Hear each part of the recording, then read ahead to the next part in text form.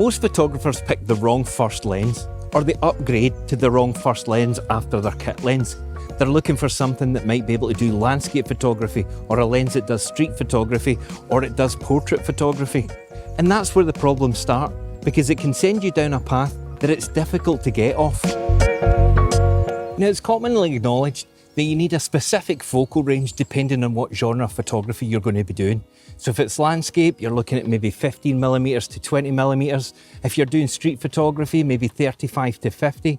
And again, the sweet spot for portrait photography is 85mm. But that's a lot of lenses to be carrying about. So imagine if there was one lens that could do it all. Not only would your back thank you, but so would your bank balance.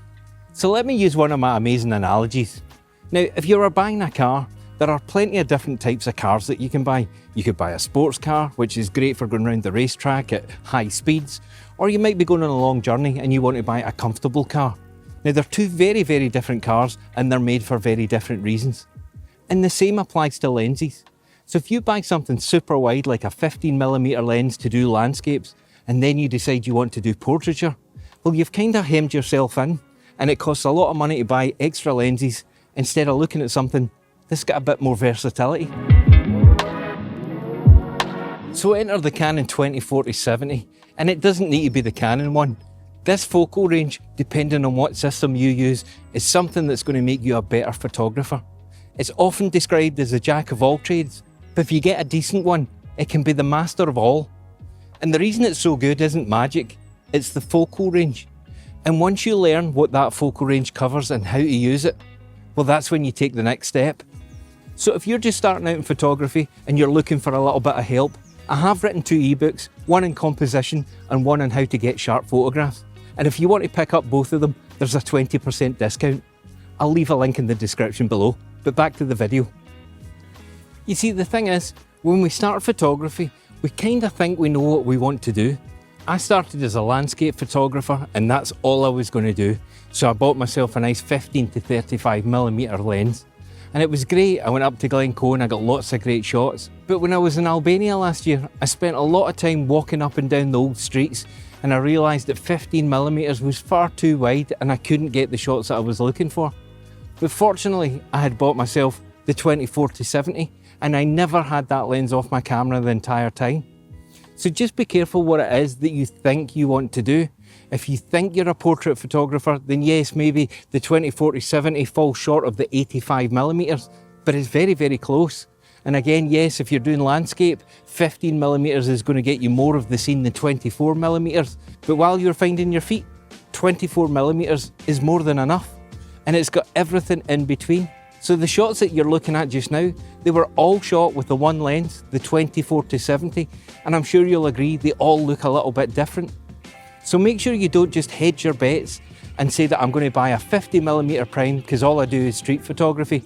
Yeah, it will do stunning street photography, but when you get invited on a trip up to the mountains, you're really going to struggle with that. So flexibility is the key here. Now, not only is it a fantastic lens covering all of the things that I've just said, it has a load of other benefits that don't affect your pictures, but they do affect you. So let's talk about them now. As you've gathered, basically what I'm trying to say here is, if you go for the 20-40-70, you only need to take one lens with you, instead of taking a 15-35, a 50, a 75, and then maybe a 70-200. Now, individually, those lenses don't weigh that much, but when you put them in the bag, you add the camera body, your lenses, your batteries, your filters, I've already said lenses, it starts to become really, really heavy. And when you get to our age, you know what it's like. You bend down to put your bag down, get a lens out, and by the time you stand up, it sounds like somebody's broken a 10-pound old plastic sledge in two.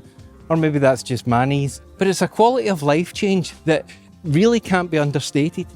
We're all super enthusiastic in the morning when we pick our bag up and we put it on and we think, I can do this.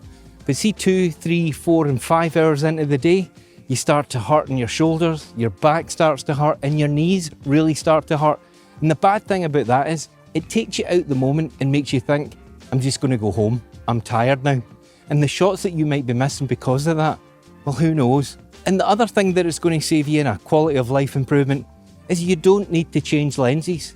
Now, if you're anything like me at the start, I used to panic changing lenses. I thought I was opening up the brain of the camera and something would happen, a bolt of lightning would come from the sky and that would be me, my investment in my camera would be broken. But even though I'm a bit more calm with it now, it's still a total hassle to do it, especially if it's raining and especially if your lenses aren't weather sealed. Or what if it's windy and it's dusty, you're opening up the back element and that you're exposing your sensor. All of these things become things that you need to think about.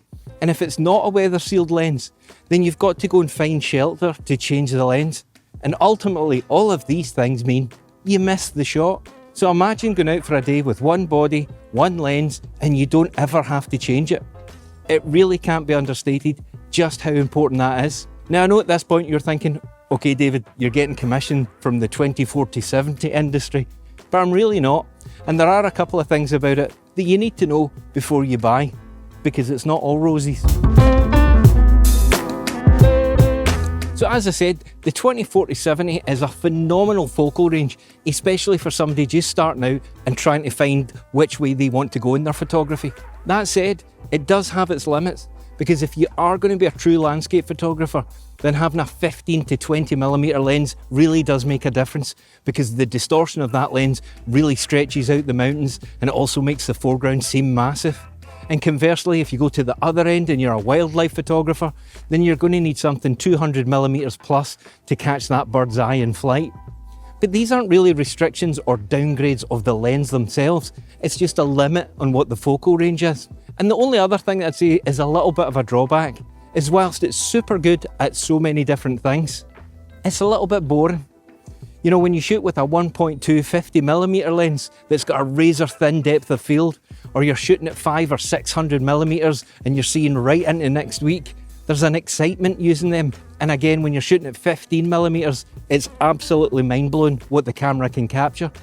But again, it doesn't mean that it's a bad lens, it just means it knows what it's meant to do and it does it exceptionally well. So there you have it. That's the 20-40-70. And if you're thinking about getting one, remember and check out somewhere like mpb.com. I'm not sponsored by them, but picking something up second hand might get you a little bit better quality of lens. And don't buy the cheapest one you can find. It is a thoroughly flexible lens and I think you'll get so much enjoyment. And not only that, using this focal range of 20-40-70 will teach you a lot about different focal ranges and what it does to your image. You'll notice that when you're shooting at 24mm, there's quite a bit of separation from your subject in the background. But when you start to zoom into 70mm, it starts to compress the image and you'll start to see that. And that's when you start making decisions on what it is you're trying to achieve with your photography. So if this has tickled your fancy and you're thinking about picking one of these up, or even better, you've got one, then I would watch this video that's over here somewhere, because it tells you more about how to get the most out of that lens. Thanks for watching, guys, and as always, I'll see you in the next one.